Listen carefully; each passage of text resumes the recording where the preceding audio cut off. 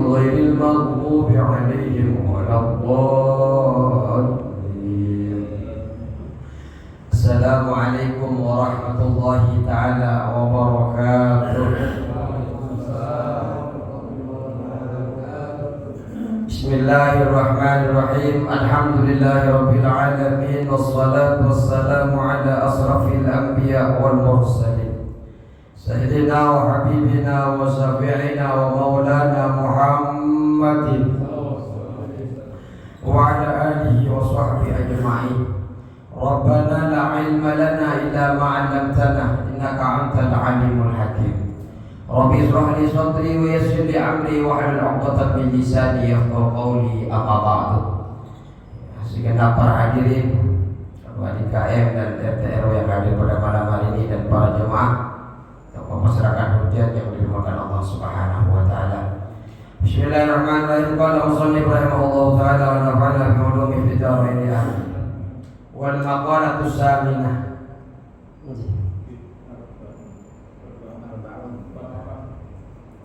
Wal maqalatu saminah wal arba'una. Nasihat yang ke-48 datang daripada Al-Wahbi Munabbi, datang daripada Wahb bin Munabbi Al-Yamani radhiyallahu anhu, semoga Allah meridainya. Jadi nasihat ini dari Wahb bin Munabbi. Maktubun fi Taurati, tertulis di dalam kitab Taurat. Jadi nasihat ini panjenengan hanya hafal kitab itu ada berapa Pak yang wajib kita ketahui? 4. Ada 4. Kalau banyaknya itu sekitar 104. Seluruhan kitab dan suhuf itu ada 104. Diberikan kepada Nabi Allah Adam, diberikan kepada Ibrahim, diberikan kepada Musa berupa suhuf-suhuf. Kemudian yang 4 itu adalah Al-Quran, Zabur, Taurat, Injil. Kita kan hanya dengan Injil atau Taurat. Nah, ternyata kita malam hari ini ingin mengutip nasihat yang termaktub di dalam kitab Taurat. Akhirnya juga kita tahu akhirnya bahwa seperti ini isinya Taurat. Maktubun fi Taurati, tertulis di dalam kitab Taurat. Apa yang tertulis di dalam kitab Taurat? Al-harisu faqirun. Al-harisu faqirun, orang yang tamak. Al-harisu, orang yang rakus. Faqirun ialah fakir. Jadi orang yang tamak, orang yang rakus, hakikatnya dia itu adalah orang yang fakir. Terima kasih Pak. Ya, Ustaz. Siapa haris itu? At-talibu li syai'in bi ijtihadin fi isabatihi. Orang yang disebut dengan haris itu at-talibu li syai'in, orang yang mencari untuk sesuatu bijtihadin, dengan ngoyo, dengan ambisius, nyari sesuatunya dengan ambisius, dengan ngoyo. Pagi ketemu pagi, padahal malam untuk istirahat, siang untuk bekerja. Ya, kalau shiftnya malam kerja, siang istirahat. Tapi kalau dalam Al-Quran ya malam buat istirahat, siang untuk bekerja. Orang yang mencari sesuatu bijtihadin, dengan ngoyo atau ambisius, fi isabatihi, di dalam mendapatkan sesuatu, di dalam mendapatkan sesuatu tadi. Faqidun lima yuhtaju ilaihi, sejatinya orang itu kehilangan atau kekurangan sesuatu atau harta yang dibutuhkan. Jadi orang tamak mencari sesuatu itu dengan ngoyo, dengan ambisius untuk dia dapatkan, namun sejatinya orang yang seperti itu dia telah menghilangkan apa yang dia butuhkan. Kok bisa Pak Ustadz yang ngoyo pagi ketemu sore, setelah didapat uangnya banyak, dia jatuh sakit. Kenapa? Kelelahan. Belum lagi dihitung dari umurnya yang sekian hari, bertambahnya hari, walaupun dia bertambahnya pundi-pundi kekayaan, tapi umurnya semakin berkurang. Makanya orang yang tamak dia hanya fokus mencari duit, dunia. Orang seperti itu hakikatnya orang yang fakir. Wa in kana malikud dunya, wa in kana, dan meskipun ia malikud dunya, pemilik dunia ini. Jadi apapun yang ada di dunia dia miliki.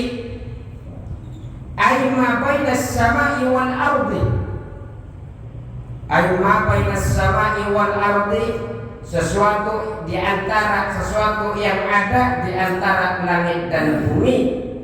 Minal amti'ati wal jawahiri, dari berbagai harta benda, wal jawahiri, dan permata.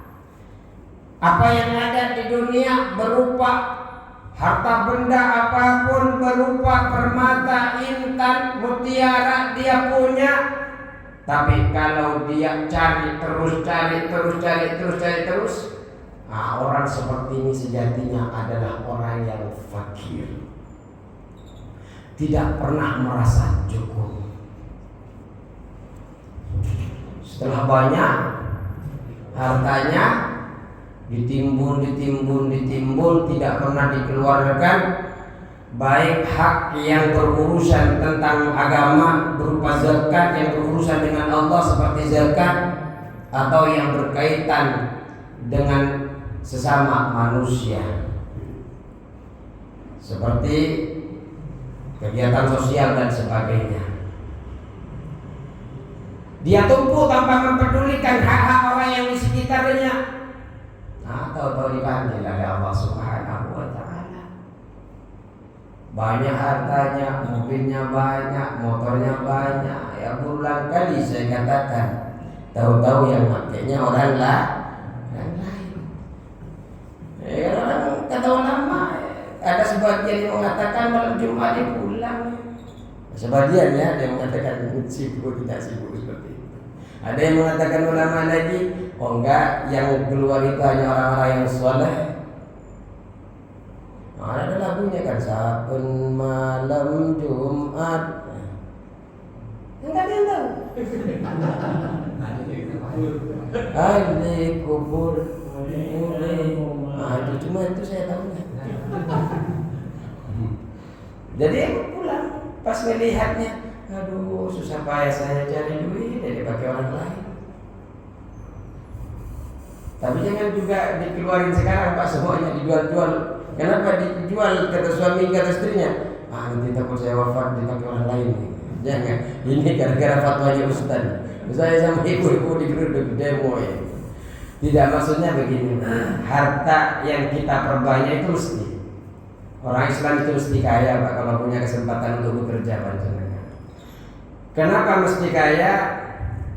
Kita ini mesti berbahagia, bukan kepada hartanya, tapi kepada amal soleh yang disebabkan wasilah daripada harta itu Pak.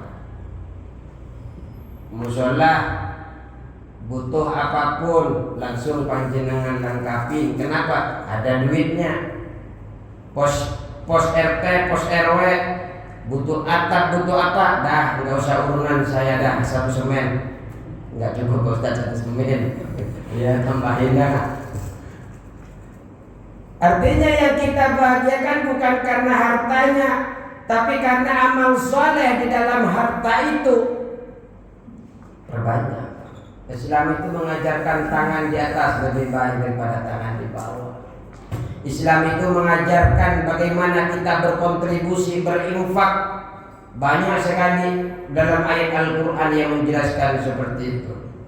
Sampai diibaratkan ambatat fi sab'i sumbulatin fi kulli sab'in sumbul apa? Fi kulli sab'in apa tulisannya? Mi'at habba. Fi kulli sumbulatin mi'atu habba. Setiap tangkai mi'ah 100, kan 7 tangkai, setiap tangkainya 100 menjadi 700. Amal solehnya bukan karena hartanya yang kita bahagia, tapi karena datangnya amal soleh melalui harta. Kalau orang-orang grogi nggak punya uang, Pak, nggak sedingin ini kita duduk hari ini, dan tidak selembut seperti tadi ketika kita sujud menghadap kiblat kepada Allah Subhanahu wa ta'ala. Ketika sujud empuk, dahi kita enak.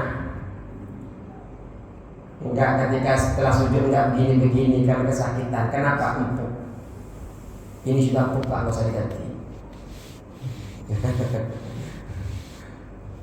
Ini adalah berkah harta yang dimiliki oleh jemaah al-Islam. Yang dimaksud dengan rakus itu tidak henti-henti yang dipikirkan dunia, dia diperbudak oleh dunia. Maka sejatinya walaupun dia punya harta yang banyak, langit di antara langit dan bumi semua permata-permata punya dia, sejatinya orang seperti itu fakir kalau dia mencari dunianya ngoyo, ambisius tanpa memikirkan amal-amal saleh. Wal muti'u lillahi ta'ala, wal muti'u dan orang yang taat kepada Allah Ta'ala, muta'un linnasi, hakikatnya ditaati atau disegani oleh manusia. Jadi orang yang taat kepada Allah itu bakal disegani, bakal ditaati oleh manusia yang taat betulan. Segan orang mau ngapa-ngapa itu segan. Jangan orang dia ibadah entar malatin.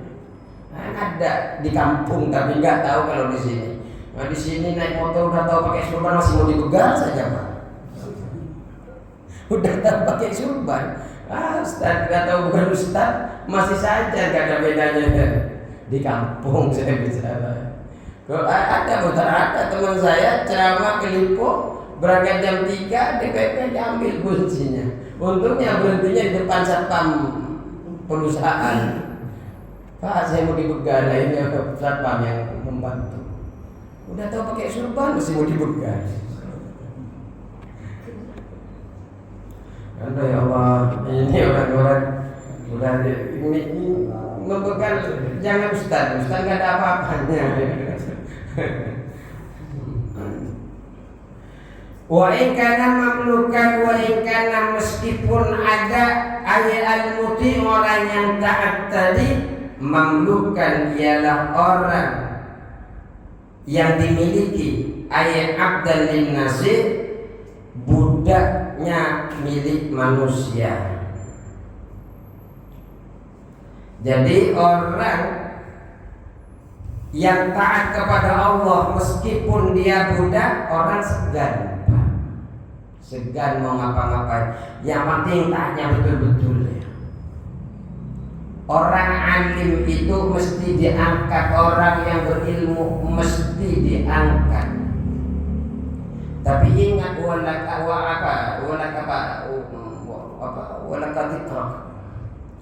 tapi tetap akan beriringan.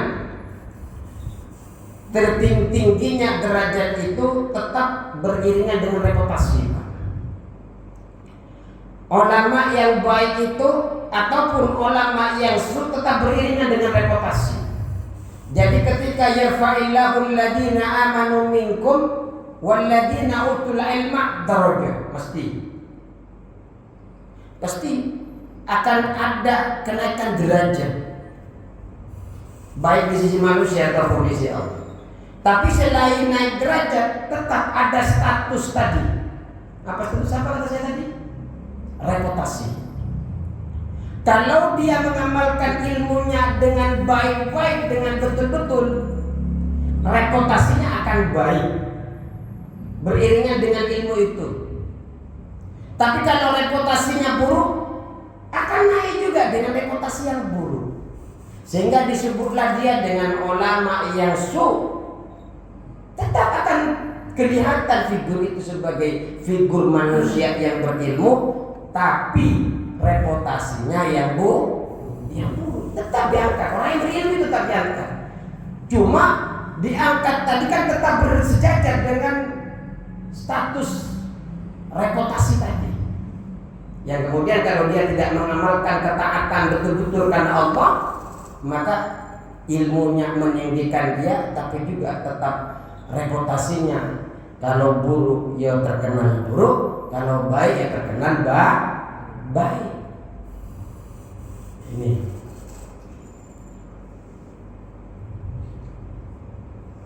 wal qani'ud dan qana'ah. Wal qani'ud dan qana'ah. Qana'ah itu apa? Sering kita mendengar qana'ah. Qana'ah itu adalah as-sakinul qalbi inda adamil ma'lufati. As-sakinu tentram, as-sakinul qalbi, tentramnya hati, tenangnya hati, inda adamil ma'lufati, ketika tidak ada sesuatu yang dia sukai atau karena kehilangan sesuatu yang dia miliki. Jadi orang qanaah itu tetap tenang hatinya meskipun apa yang dia sukai tidak ada di dalam dirinya. Meski apa yang dia punya hilang, dia tentram, dia tenang, enggak ngumpat-ngumpat Allah, enggak sudzon kepada Allah, enggak buruk sangka kepada Allah. Waridha bi qismatillahi ta'ala, waridha dan ridha bi qismatillahi ta'ala, dengan pembagiannya Allah Ta'ala. Ini.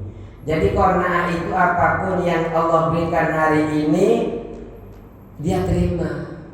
Hari ini harta kita hilang ataupun bertambah, ya biasa. Ini qanaah, sederhana.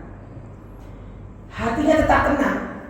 Mau nambah ya tenang, hanya bentuk rasa syukur. Alhamdulillah ya Allah, engkau tambahkan rezeki kepada kami sehingga kami bisa beramal saleh dengan rezeki itu. Jadi tenang. Ketika ada kehilangan sesuatu, hilang jabatan, hilang harta, hilang semuanya yang diambil oleh Allah, karena kita ini tidak ada yang kita miliki, semuanya dititipkan oleh Allah. Dan kapanpun bisa Allah ambil. Dan ketika tenang dalam hal itu, dalam pembagian oleh Allah itu, maka itu disebut dengan qanaah. Lawal qani, dan orang yang qanaah ini ghaniyun, hakikatnya adalah orang kaya. Ghaniyun adalah orang kaya, wa in kana ja'ian, wa in kana, dan meskipun dia ja'ian dalam keadaan lapar. Walaupun dia tidak punya apa-apa, orang yang tenang seperti itu sejatinya adalah orang yang kaya. Kenapa? Ya karena kekayaan sejati itu bukan tentang jumlah harta, Pak, tapi tentang rasa cukup dalam hati, melainkan rasa cukup dalam hati. Sehingga ketika merasa cukup dalam hati, ya bersyukur. Alhamdulillah. Orang yang ambisius, orang dia sudah dapat A, pengen lebih, pengen C, merasa kurang terus, dia potensi tidak bersyukur kepada Allah. Kenapa? Karena apa yang Allah berikan pada hari itu, dia merasa kurang terus. Sejatinya kekayaan itu bukan tentang jumlah hartanya, tapi rasa cukup yang ada dalam hatinya.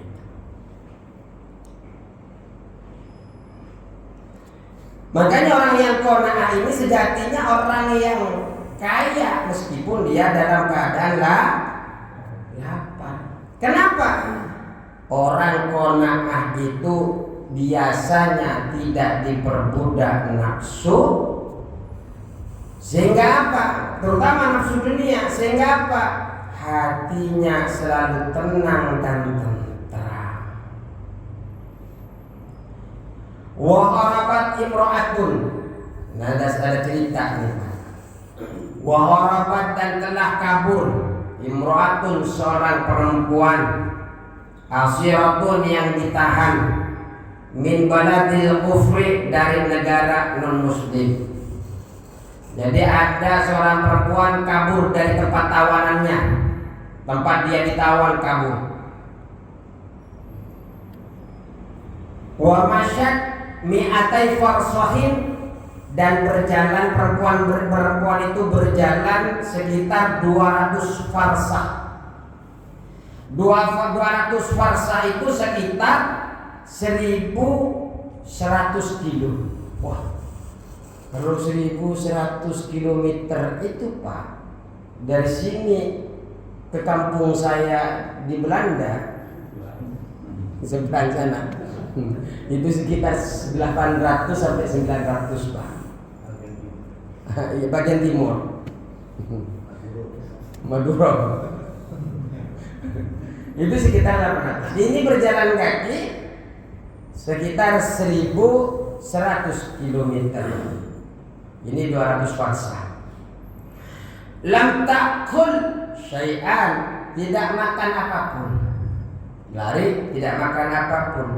Setelah nyampe fasu'ilat, maka ditanya perempuan tadi itu, kaifa khawiti 'anil masyi bila aklin, bagaimana bisa engkau kuat berjalan, bagaimana bisa engkau berjalan bila aklin, tanpa makan. Jangankan yang berjalan Pak, yang naik mobil saja sering berhenti ke rest area. Coba yang ke Brebes, yang ke Tegal, ya tetap saja mampir Pak. Enggak nyampe 1000 kilo. Tinggal injek gas. Mau makan siang, pagi berangkat di sini, siangnya makan di sana, bisa, tapi masih mampir saja Pak. Ngopi. Lah ini 1000 kilo, 1100 kilometer, beliau tidak makan. Kemudian ditanya, kok bisa hidup, kok bisa kuat kamu berjalan? Faqalat, maka perempuan itu berkata, kullama jitu, tiap kali aku lapar, qara'tu qul huwallahu ahad salasa marratin, saya membaca surah Al-Ikhlas qul huwallahu ahad salasa marratin sebanyak 3 kali, fa asba'u, maka aku menjadi kenyang. Makanya kalau ibu-ibunya besok nggak masak Pak, langsung baca qul huwallahu 3 kali. Saya yakin lapar lagi.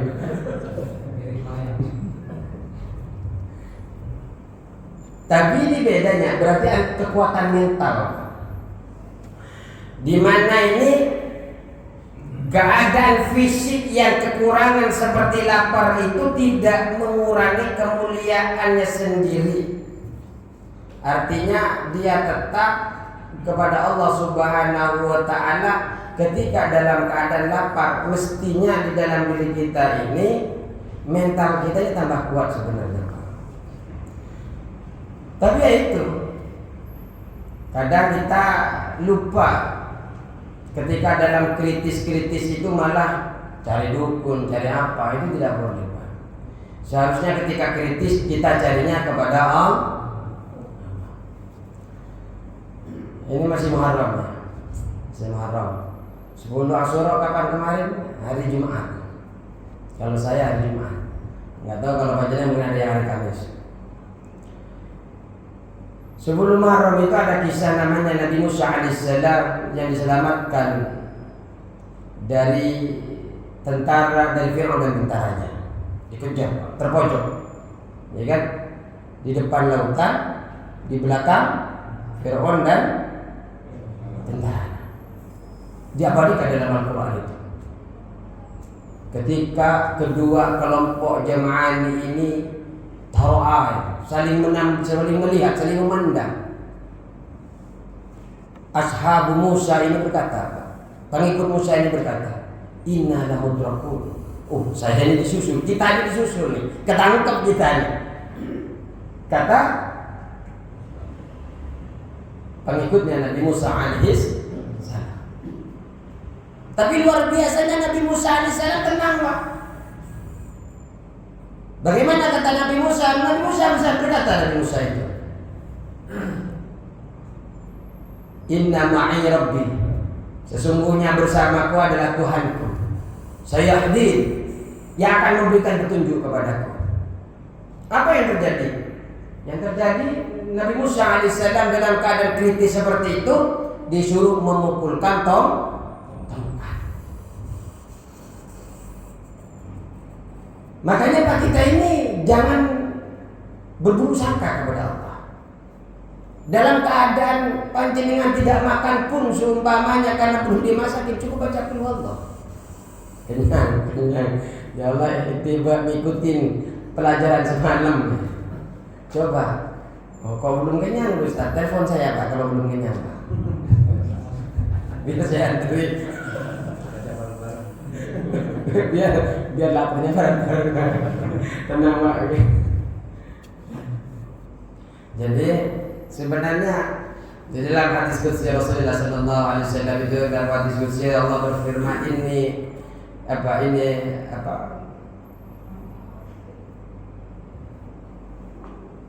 jadi kata Allah itu dalam hadis qudsinya, saya ini tergantung keyakinan umatku. Kalau umatku itu yakin saya tidak bisa kenyang kalau tidak dengan makan nasi, ya nggak kenyang. Tapi kalau kita yakin sebagaimana orang yang ketawan ini Pak, kemudian dia cukup membaca qul huwallah, ya kemudian dia bisa kenyang. Coba besok panjenengan coba, jangan masa hari ini tuh. Kenapa saya mengamalkan qul huwallah 3 kali? Ya harus yakin Pak. Kalau memang masih lapar, makan dulu Pak, coba lagi besok.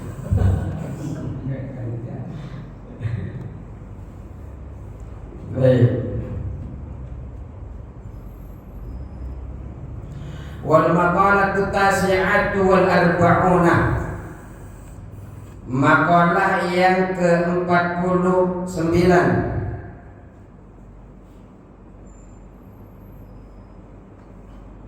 Amba'dil hukama'i, dari sebagian ahli hikmah. Sebagian dari ahli hikmah ini nasihat kepada kita di maqalah yang ke-49. Radhiyallahu anhu, semoga Allah meridainya.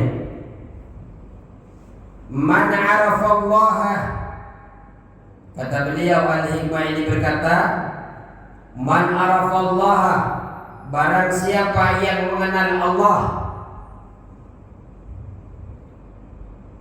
lam yakun maka tidak ada lahu baginya, bagi orang yang kenal tadi itu, yang kenal kepada Allah, ma'al khalqi, bersama makhluk, ladzatun, kesenangan, kenikmatan. Jadi kalau kita sudah kenal dengan Allah Pak, bersama dengan orang lain itu akan terasa asing. Bersama makhluk itu tidak pernah nyaman Pak. Kenapa? Karena dia sudah mendapatkan puncak di dalam kita beragama. Puncak di dalam kita beragama itu kan ihsan Pak. Iman, Islam, ihsan. Kalau beramal itu syariat, thariqah, hakikat.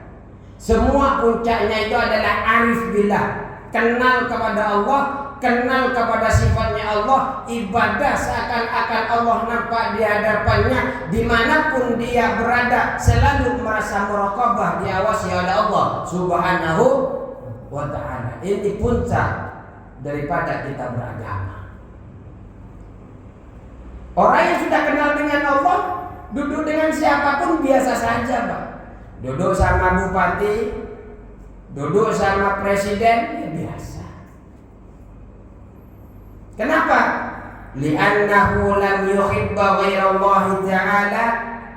Li'annahu, karena sesungguhnya dia, orang yang sudah kenal kepada Allah ini, lam yuhibba, tidak senang ghairallahi ta'ala, kepada selain Allah Ta'ala. Cintanya sudah miliknya Allah. Cintanya hanya kepada Allah. Bukan berarti benci, Pak. Artinya tidak senang kepada selain Allah, akhirnya benci, tidak. Karena kalau benci kepada orang lain, ya sama saja benci kepada penciptanya. Karena kalau kita benci kepada seseorang, ya benci kepada pencipta orang itu. Siapa pencipta orang itu? Allah Subhanahu wa Ta'ala. Dia yang dipikirkan hanya Allah, Allah, Allah, Allah, Allah, Allah. Dalam hatinya Allah, dalam pikirannya Allah. Mau tidur Allah, bangun tidur Allah, jalan Allah, terus di mana-mana dalam benak dia hanya Allah. Mau tanda tangan Allah, ridha Allah, murka Allah, tetap Allah, Allah, Allah. Nah, itu tidak ada kenikmatan secara duniawi. Kenapa? Karena kenikmatan semuanya ditumpahkan bagaimana datangnya ridha Allah Subhanahu. Wa man arafa dunya, dan barang siapa yang kenal kepada dunia, bi annaha, sebab dunia itu faniyatun, yaitu sirna atau fana atau rusak. Sebab dunia itu adalah fana. Kalau betul-betul kita kenal dunia, di mana dunia itu fana, di mana dunia itu rusak, lam yakun lahu fiha rawbatun, lam yakun, maka tidak ada baginya fiha, di dalam dunia, rawbatun, apa? Rawbatun, keinginan. Jadi kalau dia kenal sama dunia, tahu betul-betul tentang dunia, tidak lagi, Pak, dia itu senang menumpuk dunia, tidak dijadikan investasi akhirat. Jadi dia tidak senang lagi numpuk dunia kalau dia sudah kenal dunia. Kenapa? Ini cukup. Begini, Pak. Kita ini wafat kira-kira nih. Kira-kira nih. Umur berapa kira-kira Bapak ini wafat? Saya tanya nih. Kalau di hadis kan nggak jauh dari 60. Dari umur Rasulullah kan 60 sampai 70. Tawar aja, Pak. Tawar hari ini. Maunya berapa? Berapa? Kita dulu lah, ada urut. Paling kanan 63. Jangan, Pak, sebentar lagi. 80 lah. 90 lah, tawar aja. 90 walaupun tua dalam keadaan sehat walafiat. Baca Al-Qur'annya jernih tanpa kacamata. Oh, sekarang saya pakai kacamata. Oh, sekarang kan masih belum 60. 60 kembali lagi, Pak. Karena targetnya adalah 90. Panjenengan pensiun umur berapa kalau sekarang di perusahaan? 56, 58, 60 ya. Anggaplah 60. Pensiunnya 60. 60 ke 90 berapa tahun, Pak? 30. Panjenengan di dalam bekerja sampai panjenengan itu pagi ketemu pagi lagi, lemburnya banyak. Yang dipikirkan bagaimana setelah saya tidak bekerja, Pak Ustadz bisa istirahat. Ketika ke pasar ada duit, ketika mau pijet tinggal berangkat. Kenapa? Ada duit, Pak Ustadz, pensiunan ada. Ya kan? Panjenengan pagi ketemu pagi, lemburnya luar biasa, sampai panjenengan kerjanya ngoyo dan sebagainya. kadang terhina, dimarahi oleh atasan, panjenengan diam, takut panjenengan sampai keluar daripada itu, daripada pekerjaannya. Hanya nyampe ngomel-ngomel, nyampe rumah istrinya yang nggak tahu apa-apa karena marah juga sama panjenengan. Oh enggak, bukan panjenengan orang sana. Ya. Untuk apa? Ternyata untuk panjenengan bisa istirahat yang hanya 30 tahun. Ini sudah kita tawar 90 dah. Belum 60.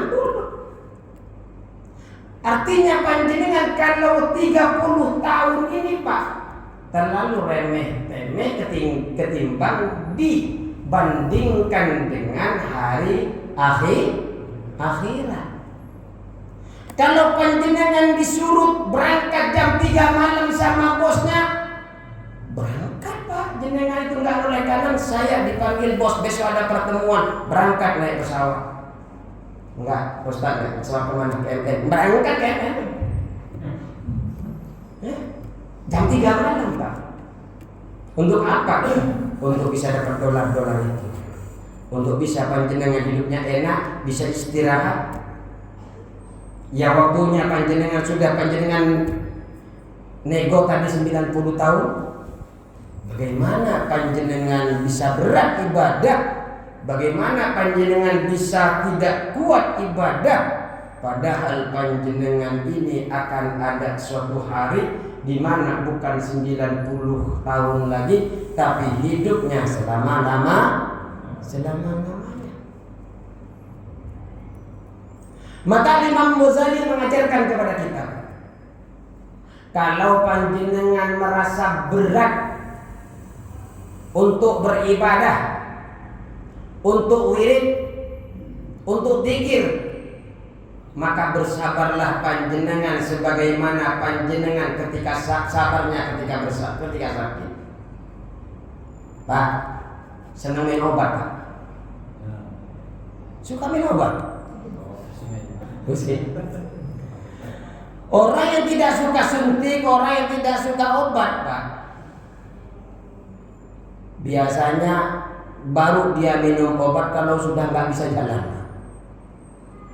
Kalau udah nggak bisa gerak, tapi kalau masih bisa gerak, walaupun sudah keringat ingin keluar, dia buat aktivitas lari apa. Tapi kalau sudah nggak bisa jalan Pak, tolong bawakan saya ke puskesmas, bawakan saya ke rumah sakit, ya kan? Padahal panjenengan tidak suka obat. Kalau ke sana sudah jelas dapat obat dan disuruh minum. Dan panjenengan dengan sabarnya panjenengan minum obat itu walaupun pahit. Agar apa? Agar panjenengan sehat. Nah, panjenengan itu kita semua diajarkan oleh Imam Ghazali, kalau kita dalam keadaan malas untuk beribadah, maka kita harus bersabar sebagaimana bersabarnya ketika kita sakit minum obat untuk sehat. Jadi kita bersabar untuk ibadah walaupun pahit. Untuk apa? Untuk akhirat kita, untuk kesehatan kita, untuk kesenangan kita nanti yaumul qiyamah. Saya yakin Pak, yang di sini ini semuanya pasti sadar bahwa semuanya walaupun kita sudah nego tadi sampai 90 tahun, saya yakin panjenengan ini tahu bahwa bakal semuanya akan kembali kepada Allah Subhanahu. Ada yang merasakan hidup sampai selama-lamanya? Nggak ada Pak, nggak ada. Yang muda yang tetap wafat, yang tua yang tetap wafat. Ajal itu tidak berjanji, tidak ada waktu yang khusus, tidak ada usia yang khusus. Kalau datang yang muda masih 1 hari aja dicabut, tua cabut, pertengahan dicabut, siang dicabut, malam dicabut. Kapan pun Allah kehendaki bisa cabut itu semua. Dan kematian itu akan datang secara dadakan, tidak janjian dulu. Kecuali kepada orang-orang yang soleh, itu biasanya Pak ada firasat-firasat dirinya mau wafat itu Pak. Sehingga apa? Dia gali sendiri buburnya kadang, Dia persiapkan sendiri meja-mejanya. Setelah ditanya sama anaknya, kenapa Pak? Kau sudah menyiapkan terpal? Nanti banyak tamu. Nah, firasat Allah hadirkan di dalam kaumnya. Sampai bak-baknya, sampai kain kafannya disiapkan. Kenapa? Firasat. Inilah Pak, kalau kita arif billah, ya mantap. Kita semoga Allah Subhanahu wa taala betul-betul dipersiapkan. Terutama ini Pak. Terutama ketika kita wafat, ketika kita tidur. Usahakan kalau kita tidur ini Pak, kalau di dalam kitab Bidayatul Auliya kita Maraqil Ubudiyah itu usahakan kita tidur dalam keadaan suci. Barangkali setelah kita tidur kita wafat, pas kita wafat dalam keadaan suci. Usahakan sebelum tidur baca Al-Ikhlas, baca ayat kursi, kemudian baca Qul a'udzu birabbil falaq, Qul a'udzu birabbin nas. Kemudian juga baca Tabarakal Mulk. Kayaknya nanti kalau baca itu semua lewat jam 12 Ustaz. Mana enggak bisa tidur. Malah pulas. Memang oleh Imam Ghazali ini Pak, kita ini disarankan jangan pulas tidur Pak. Kenapa kita jangan sampai Imam Ghazali mengatakan jangan sampai panjenengan diempukkan tempat tidurnya. Kenapa kok bisa berkata Daud begitu Imam Ghazali? Karena kematian itu, karena tidur itu sejatinya penonaktifan kehidupan. Kita berhenti sejenak. Artinya ketika kita tidur, maka disitulah amal-amal kita selesai. Tidak bisa beramal apapun sampai kita bangun lagi Pak. Maka kalau kita tambah lama tidur, maka potensi amal solehnya sedikit karena kita amal itu kan harkatul qalbi awil jismi. Yang disebut amal itu kan geraknya hati, geraknya badan. Kata di dalam Syarh Al-Hikam. Jadi tangan begini, ini dihisab nanti. Wahid, engkau dulu di al-Islam begini. Apa tujuannya? Oh enggak, Kiai apa ya Allah? Pelaikan saya begini hanya ngasih contoh. Zamannya. Enggak main TikTok. Zamannya. Ini subhanallah. Enggak pakai zamannya. Wah, ibadah malaikat. Ini murni saya hanya ngasih contoh begini. Ini harakatul qalbi awil jismi. Setiap gerakan badan, gerakan hati itu yang disebut dengan amal. Makanya kita ini Pak, kalau sampai kita tidur malah diperbanyak tidurnya karena empuk, AC-nya dingin, subuhnya hilang, potensi tambah banyak amal-amalnya yang hilang. Kecuali boleh panjenengan tidur senyenyak-nyenyaknya. Ketika bangunnya panjenengan bisa membuat panjenengan bahaya. Kok bisa Ustaz bahaya? Ya bahaya ketika panjenengan hidup bangun, ternyata tetangganya tersakiti oleh ucapan panjenengan. Semuanya diomelin sama panjenengan, yang salah, yang nggak salah. Kalau salah biasa, yang nggak salah lagi jalan diumpatin, dijorokin. Akhirnya kedatangan panjenengan jadi sesuatu yang tidak baik di hadapan mereka. Itu datang, ayo kita pergi. Maka tidur panjenengan adalah lebih baik. Kenapa? Karena ketika tidak tidur hanya menambah dosa. Sehingga apa? Tidurnya panjenengan, tidurnya kita semua adalah yang menyelamatkan kita. Karena kalau tidur akan bertambah maksiat. Makanya Pak, orang yang ahli maksiat kalau dipanggil oleh Allah Subhanahu wa taala, maka itu lebih baik bagi dia. Kenapa? Kalau seumpamanya dia hidupnya lebih lama, maka dosanya kalau tidak taubat akan tambahlah lama. Maka beruntung beliau itu dipanggil oleh Allah Subhanahu wa Ta'ala. Ya bagi orang yang sudah taat seperti panjenengan, Pak, boleh nyawa sampai 90 tahun. Harapannya adalah bisa memperbanyak amal soleh. Ntar kalau hidup 90 tahun beneran, Pak, ingat kata-kata saya, Pak, ya. Dulu kayaknya ini yang dibawa Mas tadi. Tapi semoga umur yang 90 tahun dalam keadaan sehat walafiat. 90 tahun diranjang kanan kiri enggak enak, Pak. Panjenengan boleh, Pak, buang hajat di kamarnya boleh, pipis di kamarnya boleh, di tempat tidurnya boleh. Tapi bukan karena sakit, tapi karena kamar mandinya ada di dalam kamar. Jadi boleh. Terus ya kan awalnya 90 tahun. Ya sudah tenaga sudah mulai berkurang, sifat kekanak-kanakan sudah mulai muncul, ya. Ini yang kemudian memang akan kembali anak-anak lagi itu orang tua itu.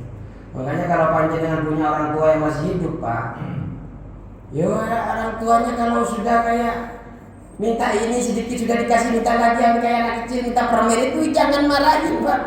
Bapak perasaan tadi udah dibeliin, Pak. Ibu, itu biasa sudah kembali ke anak-anaknya lagi. Nah, kalau panjenengan 90 tahun semoga dalam keadaan muda yang seger. Amin, Pak. Kayaknya pesimis, kayaknya besok 90 mana. Nah, terus. Kita banyak. Wa man arafa adlallahi ta'ala, dan barang siapa berihtarab bahkan memilih orang tadi ad-darul baqiyah kepada tempat tinggal akhirat, dia tidak mempedulikan dunia, malah dia memilih tempat tinggal akhirat. Wa amila laha, dan beramal orang tadi itu laha kepada hari akhir, hari kiamat itu hari akhir. Wa man arafa adlallahi, dan barang siapa mengenal keadilannya Allah Ta'ala. Kalau sudah orang itu kenal dengan keadilannya Allah, Allah itu Maha Adil, Pak. Tidak bisa kita itu bersembunyi menyembunyikan apapun, tidak bisa berdusta. Karena mulut kita ditutup, yang akan menjadi saksi adalah tangan, kaki dan sebagainya. Lam yataqaddam, maka tidak akan masuk ilahi kepada orang tadi al-khosoma'u, musuh atau orang yang bersengketa untuk meminta haknya. Orang yang kenal tahu tentang keadilannya Allah, musuhnya pun tidak akan datang kepadanya. Lam yuqbilu, yakni lam yuqbilu, tidak akan menuntut, tidak akan menghadap, tidak akan datang. Lam yuqbilu, tidak akan menuntut alaihi, atas orang tadi, atas orang yang sudah kenal kepada Allah. Kenapa? Li'annahu, kan orang yang sudah kenal kepada Allah ini qatarokal husumata, karena telah meninggalkan permusuhan. Jadi kalau ada orang memusuhi kita biasa saja, Pak, jangan ikut bermusuhan. Biarlah dia yang merasa punya musuh. Kita tidak pernah punya musuh. Orang seperti itu tak akan apa? Karena kita sudah merasa tidak punya musuh. Dia benci kepada kita, jangan ikut benci. Kama qala Al-Hasan rahimahullah, sebagaimana perkataan Al-Hasan rahimahullah, semoga Allah merahmatinya, man arafallah, barang siapa yang kenal kepada Allah, ahabbahu, maka dia akan cinta kepada Allah. Kalau sudah kenal, maka kalau sudah kenal kepada Allah, maka kita akan cinta kepada Allah. Wa man arafa dunya, dan barang siapa yang kenal kepada dunia, tahu betul hakikat dunia, kariha, maka dia membenci kepada dunia. Tapi Pak, saya katakan, walaupun kita benci kepada dunia, ya tetap kita harus tahu amal soleh yang akan menyelamatkan kita ini tetap apapun amal-amal yang kita lakukan di dunia. Cukup sekian. Wallahul muwaffiq ila aqwamit thoriq. Wassalamualaikum warahmatullahi wabarakatuh.